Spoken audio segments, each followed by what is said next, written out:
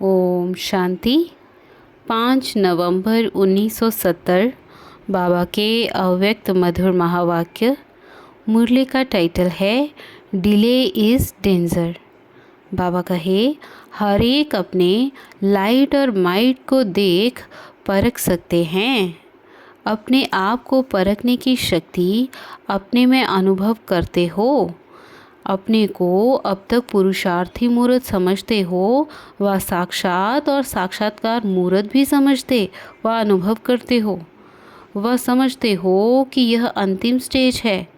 अभी अभी आपके भक्त आपके सम्मुख आए तो आपकी सूरत से उनको किस मूर्त का साक्षात्कार होगा? कौन सा साक्षात्कार होगा? साक्षात्कार मूर्त सदैव संपूर्ण स्थिति का साक्षात्कार कराएंगे। लेकिन अभी अगर आपके सामने कोई आए तो उन्हें ऐसा साक्षात्कार करा सकेंगे? ऐसे तो नहीं कि आपके पुरुषार्थ की उतराई और चढ़ाई का उन्हें साक्षात्कार होता रहेगा। फ़ोटो निकालते समय अगर कोई भी हलचल होती है तो फ़ोटो ठीक निकलेगा। ऐसे ही सदैव हर सेकंड ऐसे ही समझो कि हमारा फ़ोटो निकल रहा है। फ़ोटो निकालते समय सभी प्रकार का ध्यान दिया जाता है, वैसे अपने ऊपर सदैव ध्यान रखना है। एक एक सेकंड इस सर्वोत्तम व पुरुषोत्तम संगम युग का ड्रामा रूपी कैमरे में आप सभी का फ़ोटो निकलता जाता है।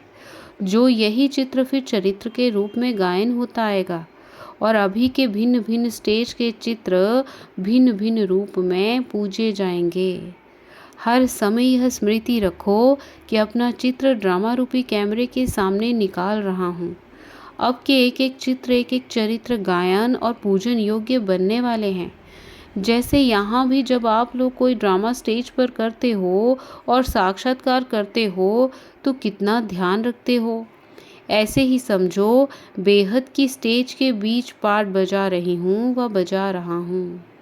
सारे विश्व की आत्माओं की नज़र मेरी तरफ है। ऐसे समझने से संपूर्णता को जल्दी धारण कर सकेंगे। समझा?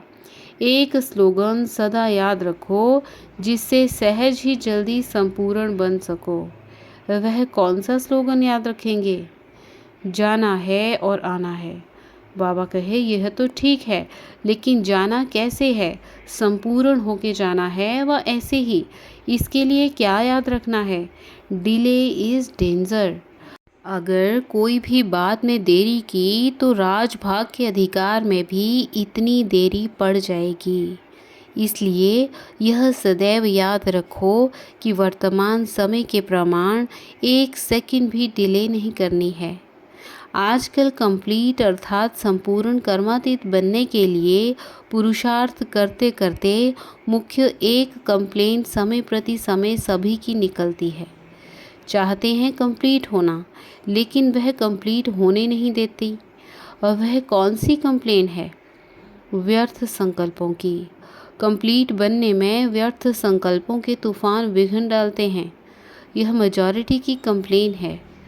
अब इसको मिटाने लिए आज युक्ति बताते हैं। मन की व्यर्थ संकल्पों की कंप्लेंट कैसे पूरी होगी? याद की यात्रा तो मुख्य बात है, लेकिन इसके लिए भिन्न भिन्न युक्तियां हैं। वह कौन सी? जो बड़े आदमी होते हैं उन्हों के पास अपने हर समय की अपॉइंटमेंट की डायरी बनी हुई होती है। एक एक घंटा उन्हों का फिक्स होता है। ऐसे आप भी बड़े ते बड़े हो ना, तो रोज़ अमृत वेले सारे दिन की अपनी अपॉइंटमेंट की डायरी बनाओ।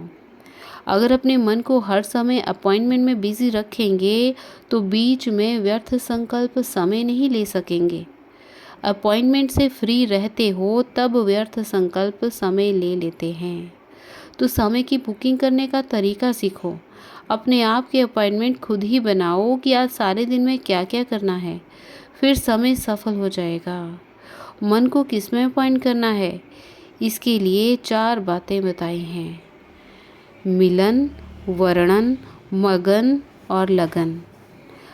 लगन लगाने में भी समय बहुत जाता है ना, तो मगन की अवस्था में कम रहते हैं। इसलिए लगन, मगन, मिलन और वर्णन। वर्णन है सर्विस, मिलन है रूह रिहान करना, बाप दादा से मिलते हैं ना, तो इन 4 बातों में अपने समय को फिक्स करो। अगर रोज़ की अपनी दिनचर्या फिक्स करने लिए अपॉइंटमेंट सारे समय की फिक्स होगी, तो बीच में व्यर्थ संकल्पों को डिस्टर्ब करने का समय ही नहीं मिलेगा। जैसे कोई बड़े आदमी होते हैं तो बिजी होने के कारण और व्यर्थ बातों तरफ ध्यान और समय नहीं दे सकते हैं। ऐसे अपनी दिनचर्या में समय को फिक्स करो। इतना समय इस बात में, इस समय इस बात में लगाना है। ऐसी अपॉइंटमेंट अपनी निश्चित करो, तब यह कंप्लेन खत्म होगी और कंप्लीट बन जाएगी। अच्छा, ओम शांति। ओम शांति।